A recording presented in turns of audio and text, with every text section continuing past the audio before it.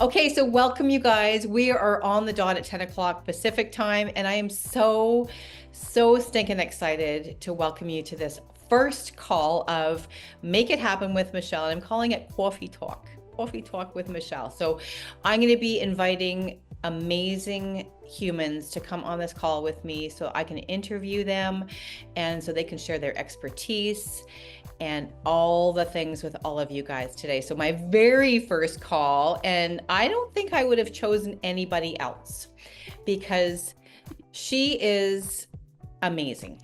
She is one of my very good friends, and I'm just so excited to have her here.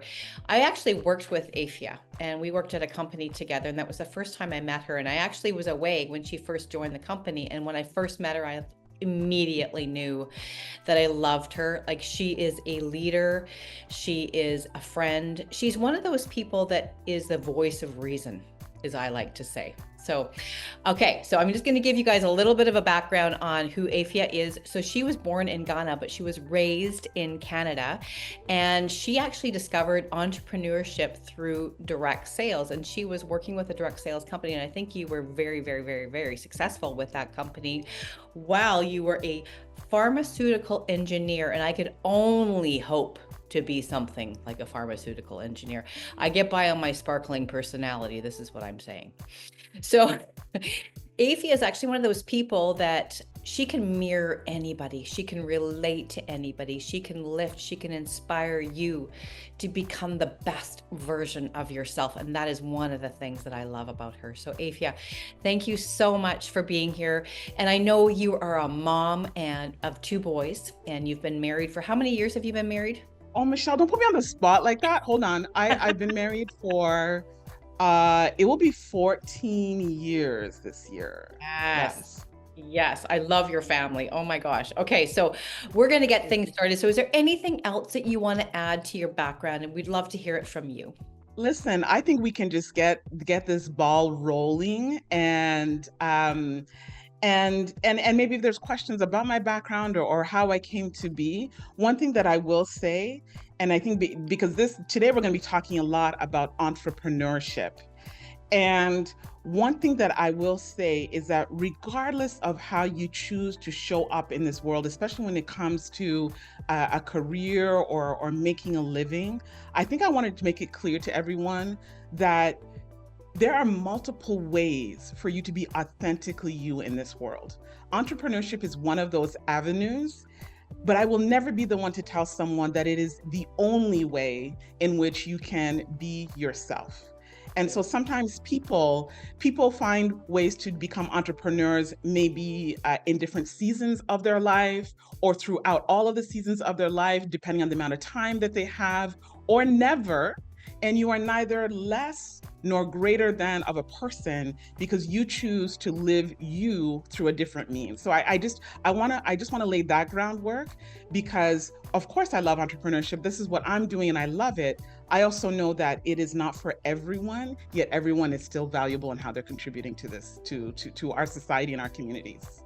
Absolutely. And so you actually have, I think, a couple of different businesses, but one of the ones that you are so good at, and you do speaking engagement. So I really want to highlight for everybody that's watching here that Afua is like world renowned and she's very sought after as a speaker.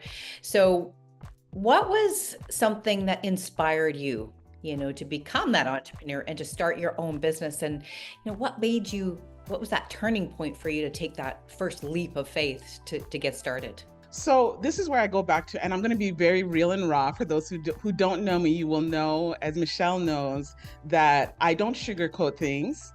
And I also very much am aware that my journey is mine, but I also hope that whatever you hear from my journey, you will be able to glean what applies to you and literally drop the rest. Okay. So entrepreneurship has come into my life at multiple seasons. As you mentioned, Michelle, I discovered entrepreneurship. I would say true entrepreneurship through direct sales. Growing up, I did some of these odd jobs that a lot of people do as, adolescents and teenagers. I've done babysitting. You mentioned that I grew up in a rural community. I actually grew up in New Brunswick, Canada, and I grew up in a farming community. So I've also done things and had the opportunity to do things like bale hay, milk cows, work in a dairy, packaging, work for an agricultural manufacturing company. So I've done a lot of things, gardening even, gardening people's homes so that I could earn extra cash. So those types of things, what I learned about entrepreneurship at that time was just the fact that I love being able to control the flow of money. I'll be honest with you, Michelle, most of those jobs that I did, I absolutely did not like. Like, I did not like. All I did was I would wake up and count how much money was going to come to me before I showed up to work. And that's what got me there. Okay. That's what got me there. And then fast forward to going through formal education and getting into a career that, in all honesty, did not fulfill me as a person.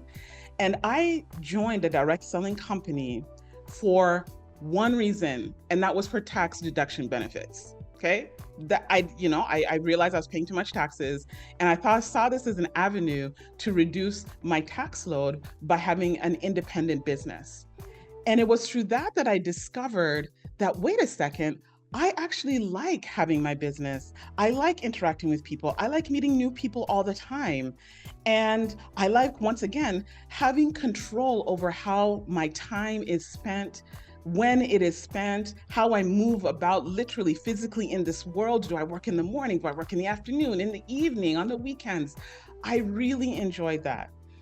And as life would have it, as I mentioned before, sometimes it's not necessarily meant to be that way all the time. I had an opportunity while I was doing that, and I was contacted by a headhunter. Some of people, will know them as recruiters, who had given me an opportunity to work corporately for a different company, sharing basically the same things that I had been sharing with my personal team. And at the time I thought, wow, this is incredible. Like, this is my dream job. I'm basically doing what I'm doing in my business, except for someone else is paying me for it. And I get to continue to grow people and develop them. And that's what started my career, where you and I had crossed paths. And so I was, I would say that in that industry for about 15 years. And what brought me to going back to my roots, and I think a lot of people have, I would say, discovered this or felt this shift personally in their lives over the last few years, is honestly the pandemic. I hate using that time as an excuse, but what that did, it didn't give me time, because I've never worked so hard in my life. Michelle, you and I know that. It didn't give me time, it gave me perspective. A lot of things happened personally and professionally in my life at that time where I had competing values that were presented to me. And I had to choose this or this. And I had to decide what was more important. Okay? When we talk about values, I think it's important to recognize that your values are extremely important, but they are not less or more important than someone else's. And so you have to align your life according to the values that you truly hold dear.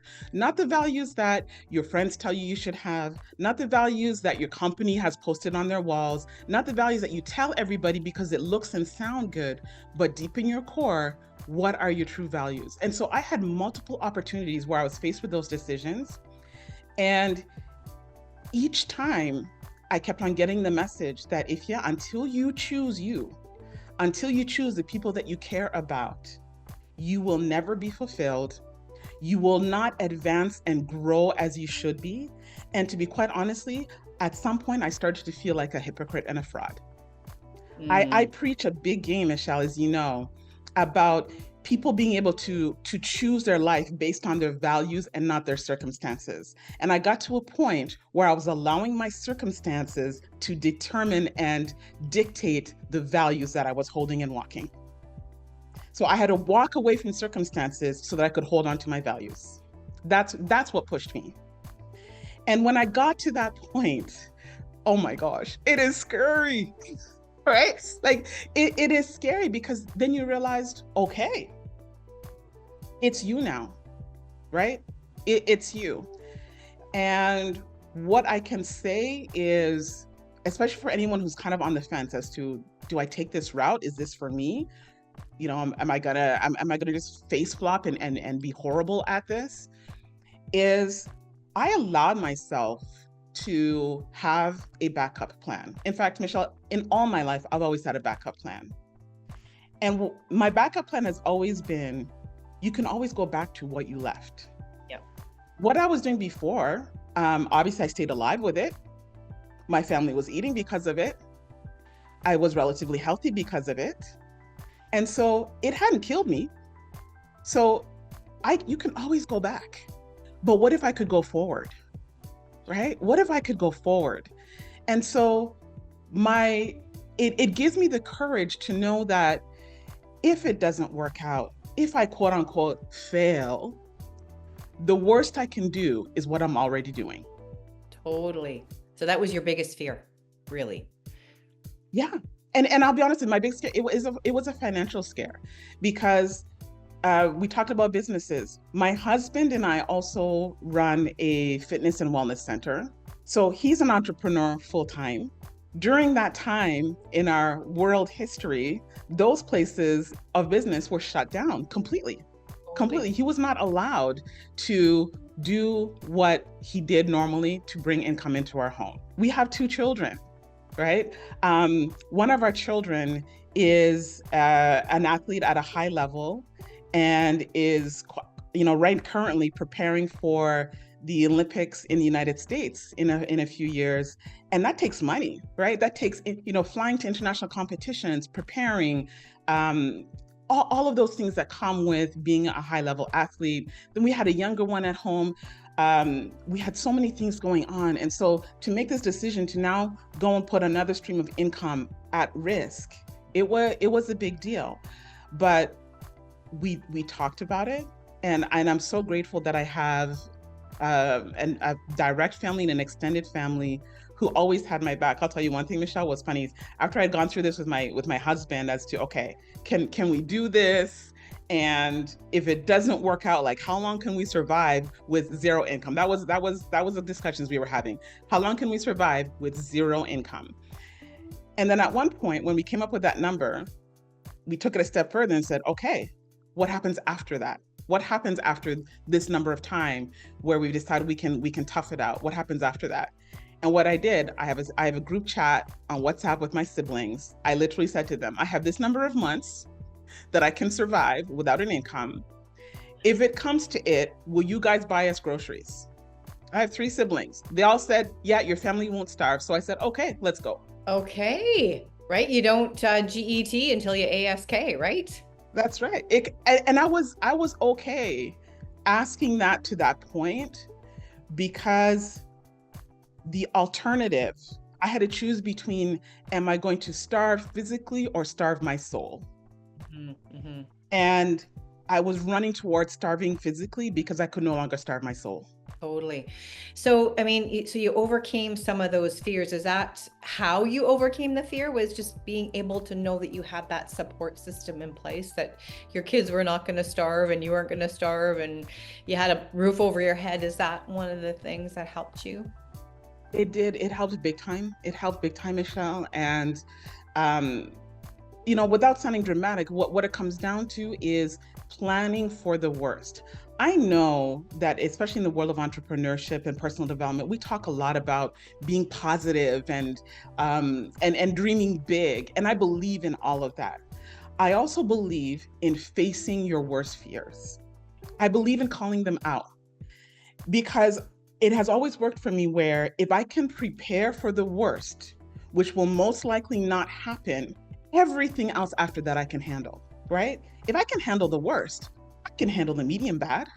I can handle up and downs and the roller coasters of this entrepreneurial lifestyle. But if I know from day one that the worst is already taken care of, it gives me the boldness and the encouragement to continue to fail after time after time after time, knowing that I've got the worst case covered. Totally. Totally.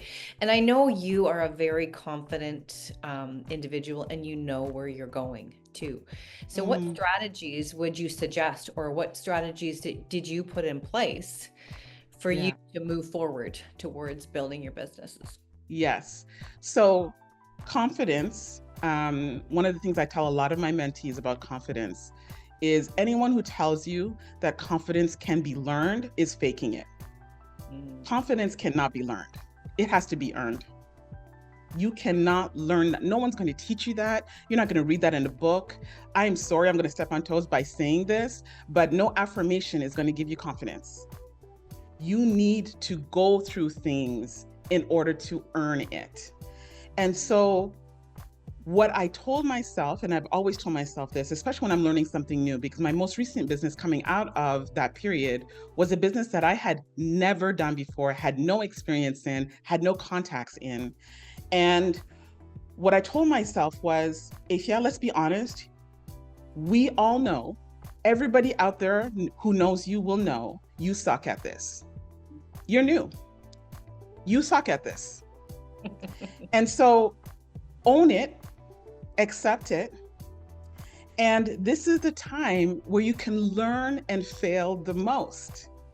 Because number one, failing as a new person is easily forgiven, easily forgiven. So use that to your advantage. Number two, we all think everyone is watching us when we're doing something, especially when we're doing something new, right? But the reality of it is you're new, nobody cares. And the things that you're doing, much fewer people are actually watching than you think they are. And I'm okay with failing in front of a handful of people over failing epically in front of tens of thousands. So the way that I gain confidence and that I strategically or methodology, through a serious method go through failing is I do my best to fail fast and hard at the very beginning. I do things that I know are probably going to result in a failure with the intention of learning, because this is when the fewest people are watching. It's when I can easily excuse myself, and also I can learn the most because I know the least. Mm. As time goes on, even someone like me who's got confidence, our tolerance for that risk reduces, because now all of a sudden we are making money. All of a sudden people do know who you are. All of a sudden you're supposed to know better. But if you're doing something new, I'm telling you, run, be boldly horrible at it. I love it. I love it. And actually, one thing we're talking about confidence, and Mel Robbins actually says this is she describes confidence is the willingness to try. So I mean, Yes. you're Yes. starting off with chopsticks. You've never used chopsticks before, but you start using the chopsticks and you start getting better at using the chopsticks. I didn't know how to use chopsticks, but it's the willingness to try, and I love that. And learning to fail in the beginning. Hard, Yes. Hard. Like hard. I'm telling you, Michelle, my best failures honestly have been in those beginning stages, no matter what business I was doing. Hard failures, like the type of failures where you want to cower back and be like, oh man, I'm so sorry. That was horrible. They should lock me up for that. I've done some pretty, like I said, boldly horrible things that even sometimes I would be even reprimanded for. Mhm. But like I said, I learned so much, and I was able to move forward, and I did not lose much because I had nothing much to lose at that point. Right. And that's such a good point, because I was in the same boat. Like when I first started working corporately as well, I made a ton of mistakes.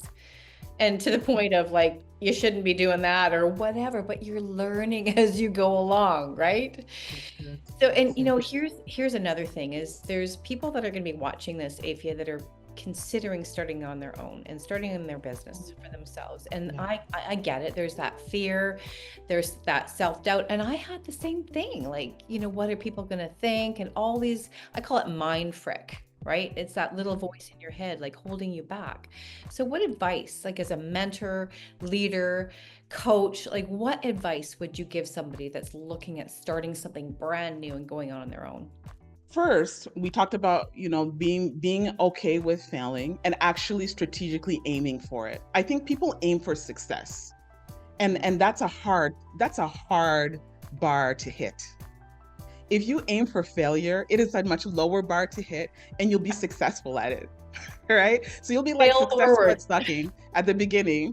And then it builds your confidence because you're like, yeah, oh, I knew it was gonna fall. I fell. This is great. Let's Totally. let's go to the next one. Check. Okay.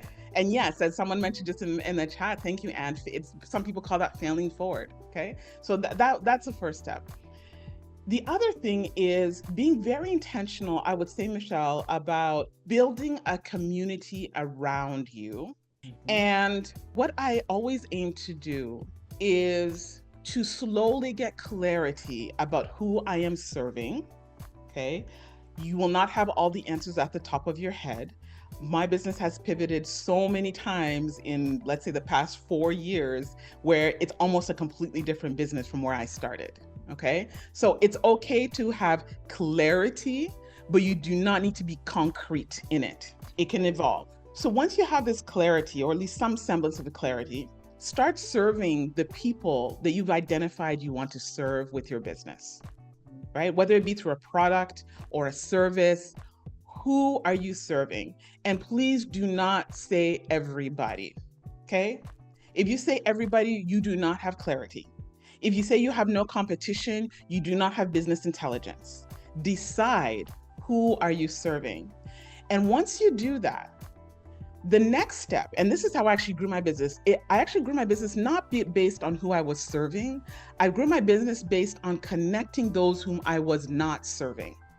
So what would happen, Michelle, is somebody would say, oh, can you do this? My temptation, and I made this mistake, I've done this a lot of times, at the beginning is to say, sure, I can do that, because you see the paycheck that might come from that, you see the business that might come from that, and so you run after that shiny object and you want to serve and please everybody. I started to learn how to say, no, that is not what I do.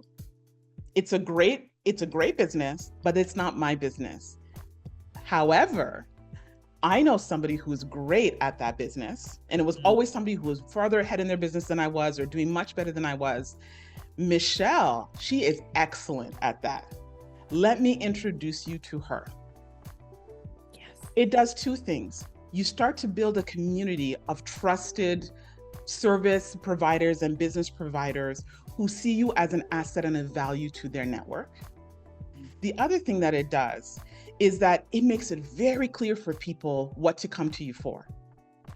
So when they're having those same conversations with other people in their communities and in their entourage, they will know that, oh, Afua doesn't do this, but she does that. So don't think just about the people that you're serving. Being a connector is so easy to do. It takes such little time, and it adds so much value because you start to learn and connect and meet and grow with new people. So I would say that's a huge, huge tip that I used to grow my business.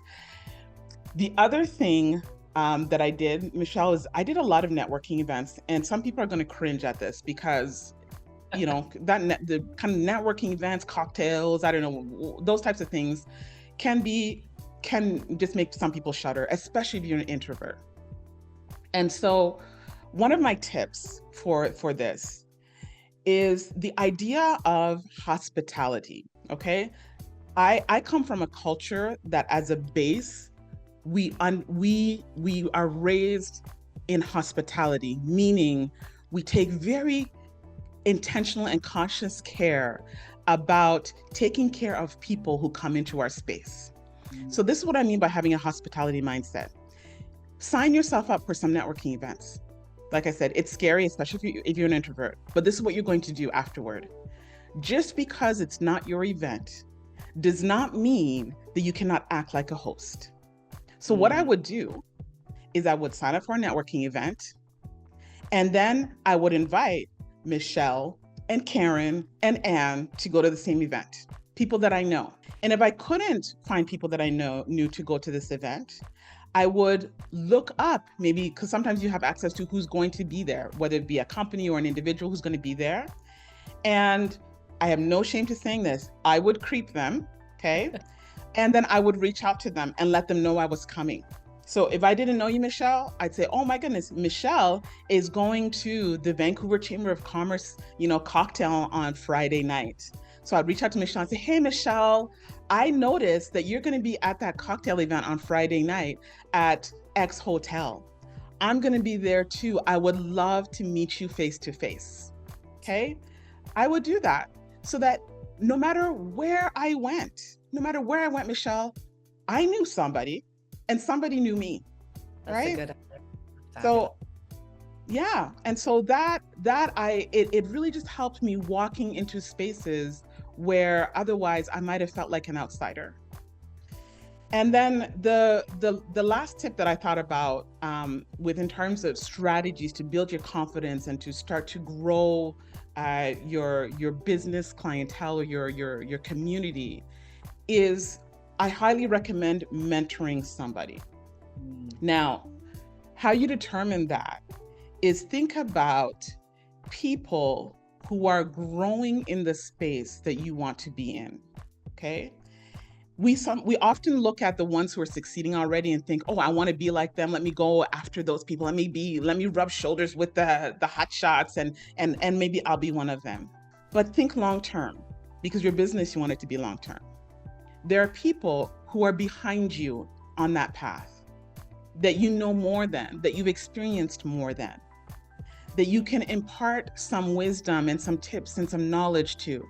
But guess what? Those people also know the hot shots and the ones who are succeeding and killing it. And the more you can give value to those who are growing, the easier it will be for them to connect you to those who are also already succeeding. And so this idea that as you're growing is looking at it through the lens of collaboration versus competition. Totally. If you have well defined who you are serving, your competition is minimal, but your opportunities for collaboration are huge. That's what you should be running after. Not the competition. Who can I work with? Oh, totally. And I love the piece that you just said as well, is adding value. Who can I add value to today? Like John Maxwell says, when you wake up in the morning and your feet hit the ground, who can I add value today and who can I serve? And that's the community that you are building.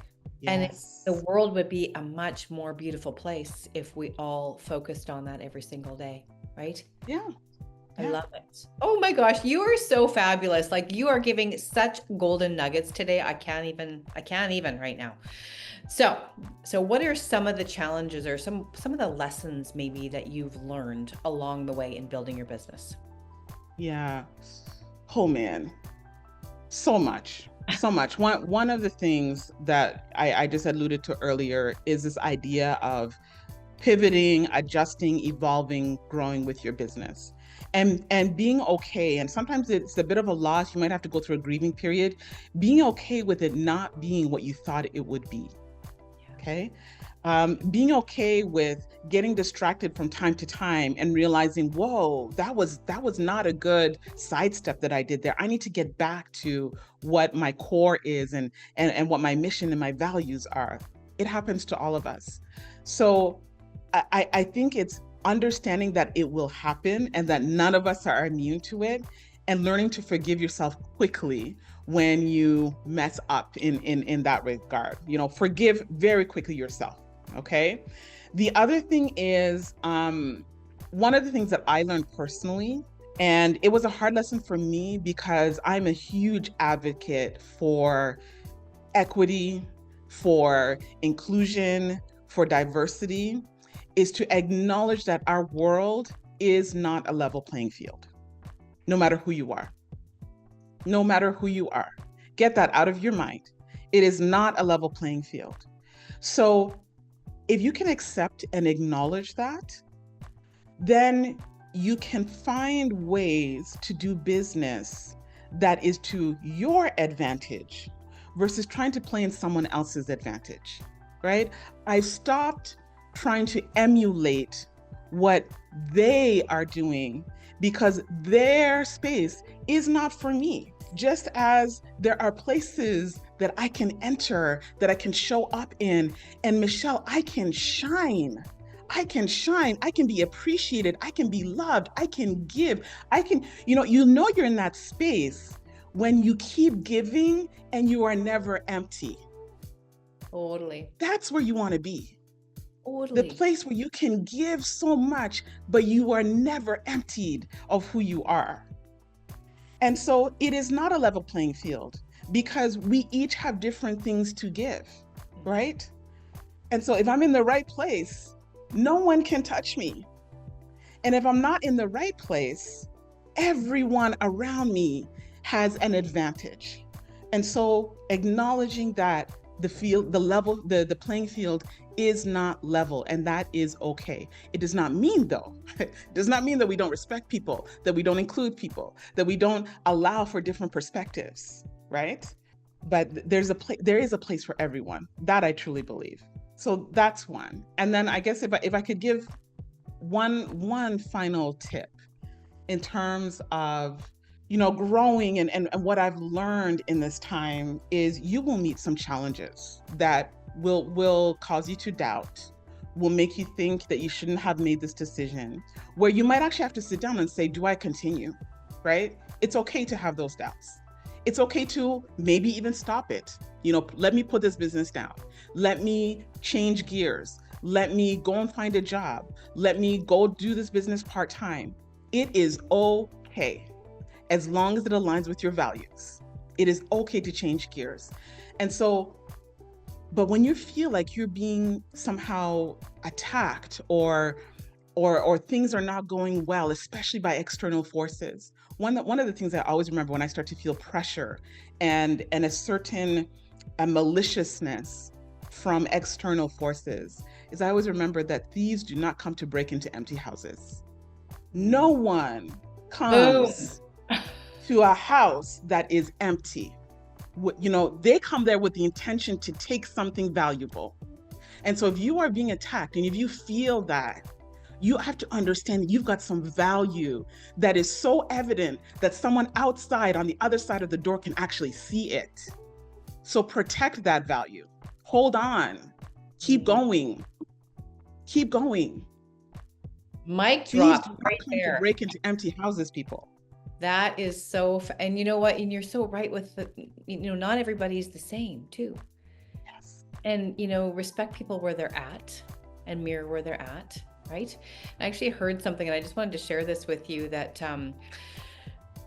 and I forget who the speaker was, but there's so many different people out there and they may irritate you. They might bother you or whatever. But when you walk by them or you're addressing them in your head, say, I love you. I love you. And it just, I've done it actually. I've done it and it shifts how you think. So you're adding that value to that person and you're embracing that person with love. Yes. Oh my God. Like what absolutely, Michelle. And you know what? One of the lessons I learned in life through that, I love that because I had a mentor who told me something similar about, blessing. It's something the effect of, blessing what you envy versus hating it, because you cannot attract what you hate into your life, right? If you hate it, you're not going to get it, right? So blessing that. And one of the things that I've come to realize is a lot of times the people who, like you mentioned, who irritate you or challenge you in some way are actually the messengers of the purpose that you've put out there yourself. Yes. Right? You've decided that you want to be a successful entrepreneur. Well, guess what? Somebody's going to have to give you resistance and training and give you some challenges to overcome so you become that person that you've put out there that you want to be. Totally. Right? It's great to have cheerleaders. I've got lots of cheerleaders, but cheerleaders do not win games, people. It's your opposition that makes you better, that you're fighting against in order to win. And pushes you. So keep your cheerleaders, yes, but there are people out there that you're resenting because they're offering resistance and opposition to you, and they're the ones who have come so that they can form you into the person you need to be to accomplish what you've put out there. I love that. It's so, you've given so much today. Like, I just so appreciate you. And I love thieves don't break into empty houses. Like, that was a mic right there. You know? I'm so stealing that one. I'm telling you that. The last thing, I mean, there's so many people out there, Afia, like right now, with the world the way it is right now, people need to have a backup plan. They need that plan B Mm, because you never know what tomorrow is going to bring. You may go into your workplace and your boss tells you that you no longer have a job anymore. So having that plan B, but there's a lot of people out there that are afraid to take that first yeah. step because it's maybe something out of the norm or it's something different and they're scared that they're going to fail. So if there's somebody Yes. watching this today that thinks, I want to start this, but I just don't know if I can be successful, what piece of advice Yes. would you give them? You know, the number one piece of advice that I would give them, apart from what I had said at the beginning, that if it doesn't work out, you can come back to what you're doing, right? That don't ever have too much of an ego to think that you cannot go back to what you're doing now because you're already doing it. You're already doing it. The other huge piece that for me has been just primordial in how I move forward is always run toward something than away from something. If you feel that you're in that position where you're running toward a dream, you're running toward a possibility, you're running toward potential, you're running toward becoming more of who you are, that is going to fuel excitement and momentum and action in what you are doing. But if you are running away from what is back there because it is chaos, it is tormenting, it is not who you are. What happens is you're running forward with your head back. You will trip and fall. It will be hard to get up because your focus is back there. Your focus is back there, not with where you're going. So run with your face forward. What am I running to? And when you do that, you realize how small this space becomes, how insignificant it becomes. And you get excited about moving forward versus being, fear mongered into staying still and small. So look for it, run towards something, fix your eyes on something that is going to make you excited and invigorated about going forward. And I actually, that's such a good point, is I actually was listening to a YouTube yesterday from Steve Jobs, and I think it was a commencement speech. And he said, ask yourself this question: when you get up in the morning, am I going to enjoy what I do today? If the Mm, answer is no, it's time to make a change and a shift. yes.